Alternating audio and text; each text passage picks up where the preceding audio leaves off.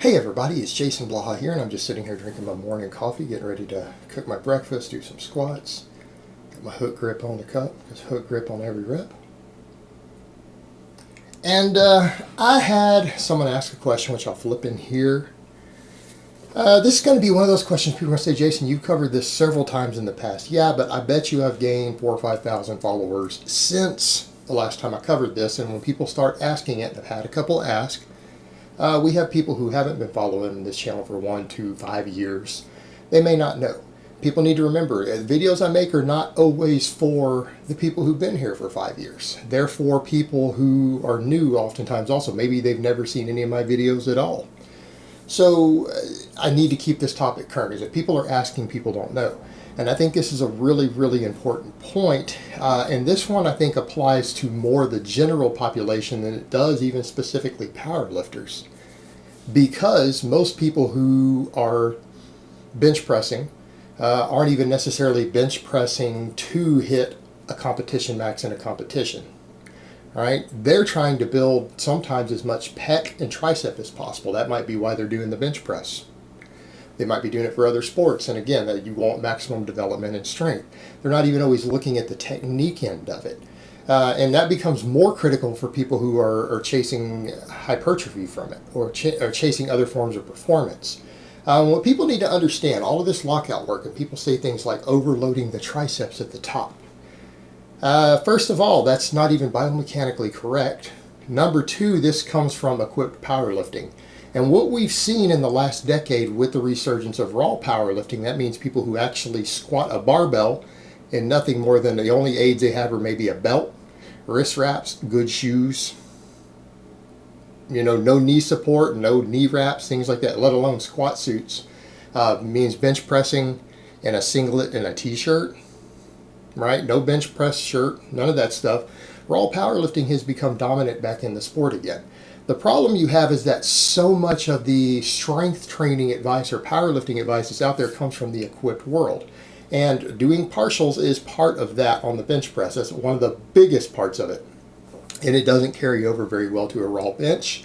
And it's not even particularly the best way to use a bench press to grow your pecs, triceps, any of that stuff.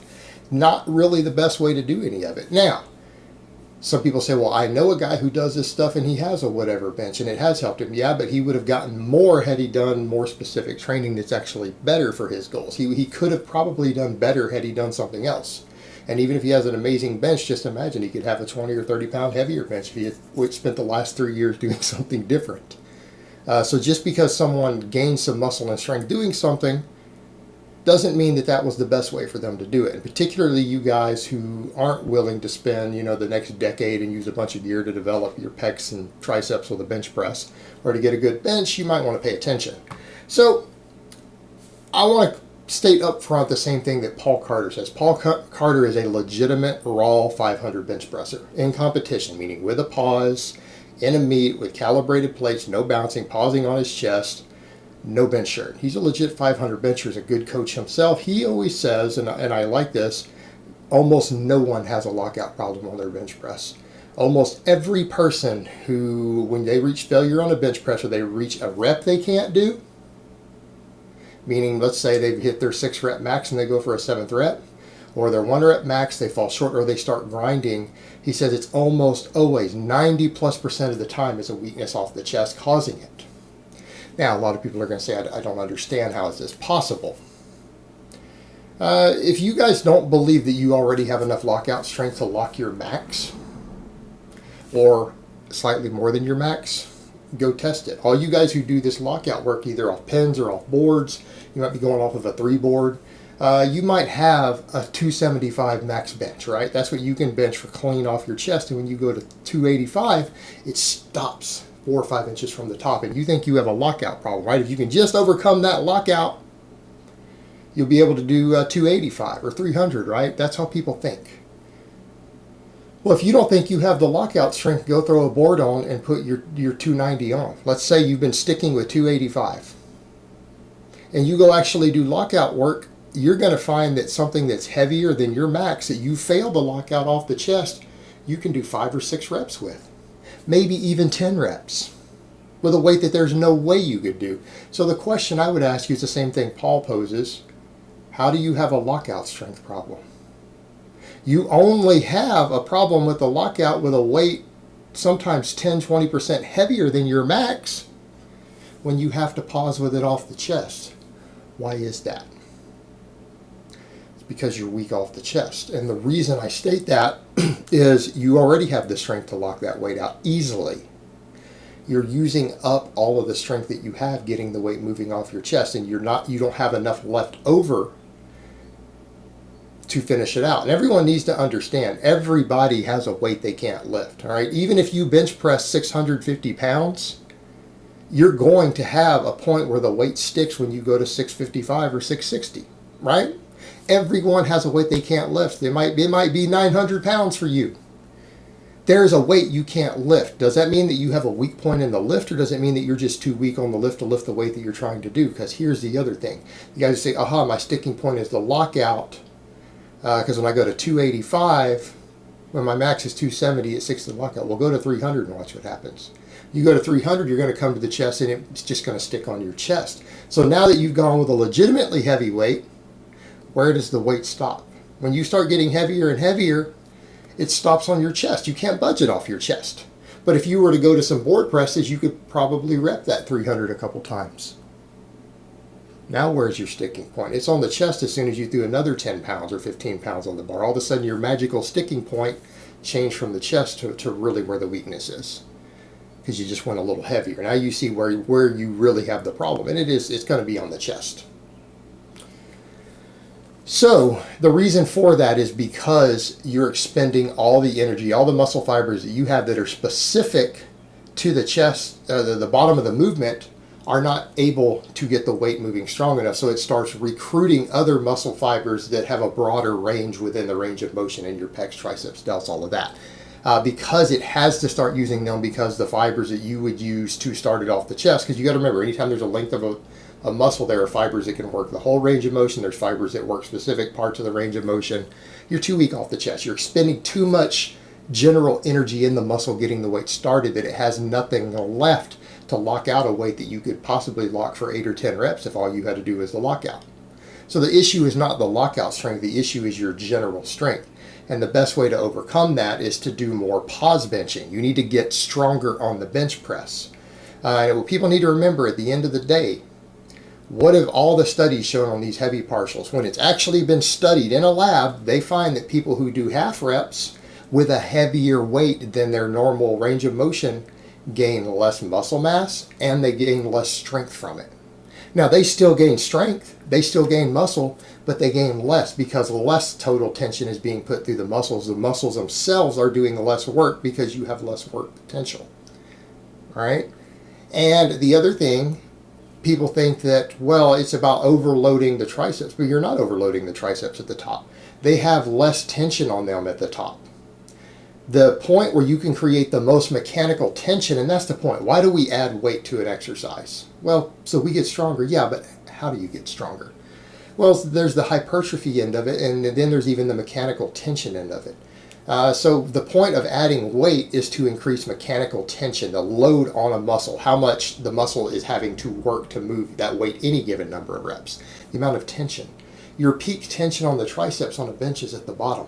They're under the most stretch, and if you look at the angles involved, that is where the most tension is being put on the muscle.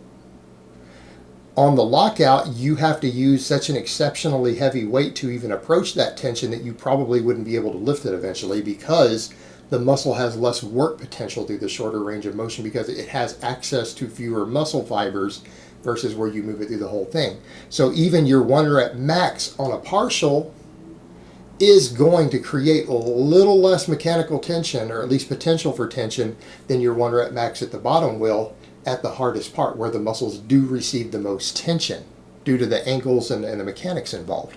So you're not actually overloading the triceps more. You're actually creating slightly less tension, even doing 50 pounds more than your 1 rep max through the lockout. What you are doing, though, is beating up your elbows and wrists. Now, people say, well, why do these equipped guys do it? I don't understand.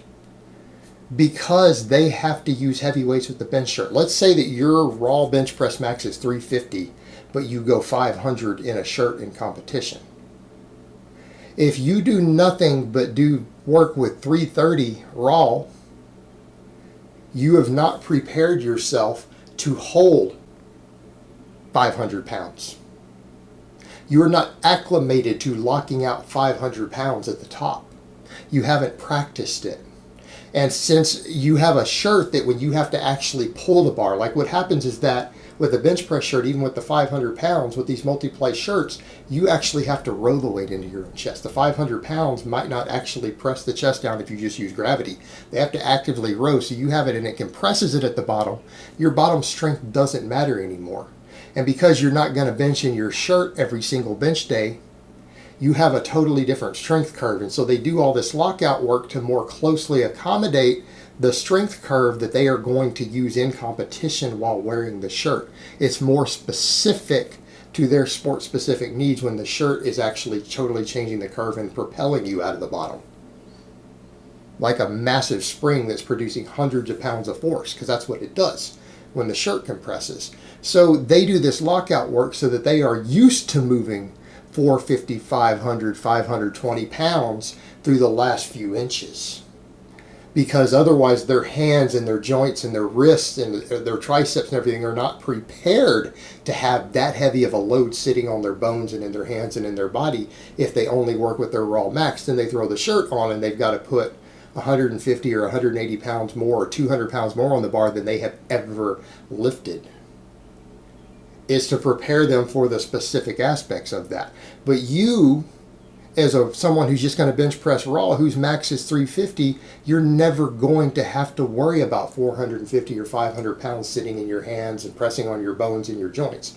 You're never going to have to worry about moving that much weight through that certain range of motion. And you're never going to have a shirt that propels you out of the bottom. You know what's going to have to propel you out of the bottom? The stretch on your pecs instead of the stretch on the shirt. So if you're training in that way, you're training for something that's sport specific that isn't specific to your needs. Now, does it mean you won't gain any strength at all if you do tons of it? No. All resistance, all progressive overload will give you some muscle and some strength. But it's going to give you a hell of a lot less than if you actually practice pause benching with appropriate weights and workloads. You're going to get more out of that if you're not going to go bench press in a shirt. And conversely, the guys chasing gains. What's the data show? That the longer range of motion versus a half rep produces more hypertrophy for the same number of reps and sets at the same intensity. In other words, even taking it to failure or hitting your 5 rep max or 10 rep max or whatever you're hitting, because a partial, your 10 rep max might be 400 pounds on a half rep if your 10 rep max is 300 with a full range of motion, right? We find they gain more muscle with a longer range of motion with the similar intensity. So even the guys who are chasing hypertrophy, you are leaving gains on the table by doing this partial work. And instead, you're then beating up your joints, your nervous system, and impeding your recovery and making it harder to train more often.